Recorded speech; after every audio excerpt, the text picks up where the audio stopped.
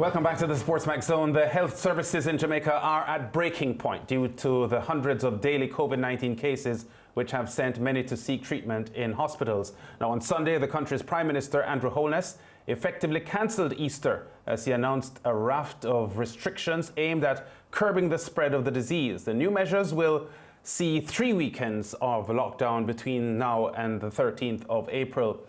Jamaica's new lockdown measures now read like this. On Saturday, the 27th of March, the curfew will begin at noon to end at 5 a.m. on Monday, the 29th of March. On Saturday, April the 3rd, the curfew begins at noon and continues Easter Sunday and Monday to end at 5 a.m. on Tuesday, the 6th of April. And on Saturday, the 10th of April, the curfew will begin at noon to end at 5 a.m. on Monday, the 12th of April. But how will these new measures affect the sport of horse racing, which has kept going throughout much of the pandemic? To answer this question is Chairman of Supreme Ventures Racing and Entertainment Limited, Solomon Sharpe. Solomon, welcome to the SportsMax Zone. I see, based on these announcements by the Prime Minister, that at least 5 race days will be impacted by these new guidelines. So what's the next move? That's true, Lan.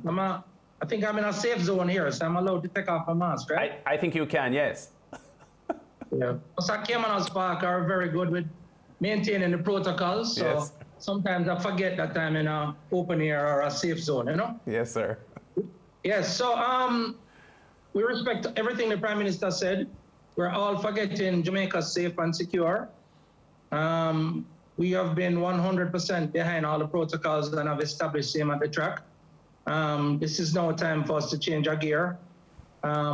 Midweek racing is not ideal for us, but we have to keep the show going. And we have moved this Saturday's race meet to Tuesday. And so what we're doing, we're having nominations on Wednesday. Tuesday. Stretch time is on Thursday. Yes. Tuesdays, as in next Tuesday. Correct, the Yes. 30th of March. Of March, yes. Right, so that covers March. And we're still in deliberations with the JRC and everyone else to ensure that we can have the 2 race meets for Easter move forward, or, well, push back, as you'd say, further down into April. And we're just crossing the T's and dot the I's. But those will not be held on that weekend. But the same 2 race meets that were scheduled, we'll be taking nominations for them coming up soon. I think we'll be making an announcement by tomorrow. Yeah, Solid, talk to us about the lockdowns, because they're pretty lengthy, especially for the Easter weekend. How will that impact on the operations at Caymanas Park itself regarding, horses exercising and so on? Well, under the whole provision, because of their managing animals, the horsemen have been able to move around freely. They've been safe. We have 200 acres there, so it's quite a bit of, it's well spaced out, and most of the activity takes place outdoors. So the horsemen will be able to come, deal with their horses and prepare the horses for racing. And maybe we'll be live on SportsMax for a couple of these races coming up, so we can keep closer contact with all our patrons. But as you know, you can get it on the SportsMax app, and you can get it on CaymanasRacing.com. Definitely. Solomon, I like to talk dollars and cents, and maybe you can tell me if this affects you financially in any way or not. Yes, it will impact financially. We don't know yet. I'm not that good at predicting the future. But remember, we have had several conversations about the economics of racing. And, it's much better when we race on Saturdays and Sundays. And that is why we were lucky to have gotten 6 race days already for the month. So this is now an acid test based on where we are to see how it will impact us to run on Tuesday. And then we'll see how that impacts us going forward. Solomon, go ahead. We have had 3 reasonably good months. So we are standing behind the horsemen. This is their livelihood. And we are going to keep things going. We're going to keep things going for our retailers. And we think this is a short-term measure. So we're going to just make the adjustment in the short term, and we'll know what the impact is in a few weeks. But I think it's based on where we are and based on how we have remodeled the business, and to manage these kind of shocks. I think we're in a better position now than we've ever been at Caymanas Park as a business. Yeah. To be able to manage a shock like this. Yeah, so just to clarify for me, you mentioned the size of the plant at Caymanas Park, 196 acres, and many of the racing stakeholders live around the track. On days when you have a blackout in terms of no movement at all on select days, will work riders and training assistants and stable staff who are not living on the property be able to access the property to exercise horses or to attend to the animals? Just clarify that for me. 100% yes. And they've always been through from last year until now. Yes. They have been able to, even when we were under full lockdown in Jamaica, all the horsemen were able to come and go through their regular duties. They have that special pass, so no problems with the police on the road if stopped. All right. Everyone has their IDs, and the police understands what's going on. Yes. I'm looking at the racing calendar. So it seems now the classic season, the 3-year-old classic campaign was set to start in June, always set to start in June from the start of the year. Is it that the stakeholders pushed it 2 months later than usual because they anticipated that just in case the worst happens and we have a disruption in the calendar for whatever reason, June will be a reasonable time to start, making it not a problem for you at this time because you always planned to start the classic season later than usual? I'm asking you to give yourself some credit for forward planning. The promoter got lucky in this instance. When we looked at a full 360, it was not just about the whole COVID arrangement, it was also about the horses coming on. And when you looked on 2 weeks ago on the quality fields that we got in the Sir Howard and the Hotline, you realize that we got 18 horses over the 2 races on the weekend, and that number used to be 12, maybe 14, and there were no maidens in that race. So it speaks to us doing our homework and studying the backstretch and studying the numbers and the whole digitization platform that we now have, Caymanas Park management systems. And we're trying to do some work and we're trying to evolve, and we're trying to still work towards getting the Derby on August 6th, which is Jamaica Day. Yes. For the Jamaica Derby. Yes. Derby 101. Yes. I saw a statement just before coming on air from your office notifying of the change of this Saturday's race card to next Tuesday. Can you say when you will publish the updated racing calendar for the next, well, at least up until April 13?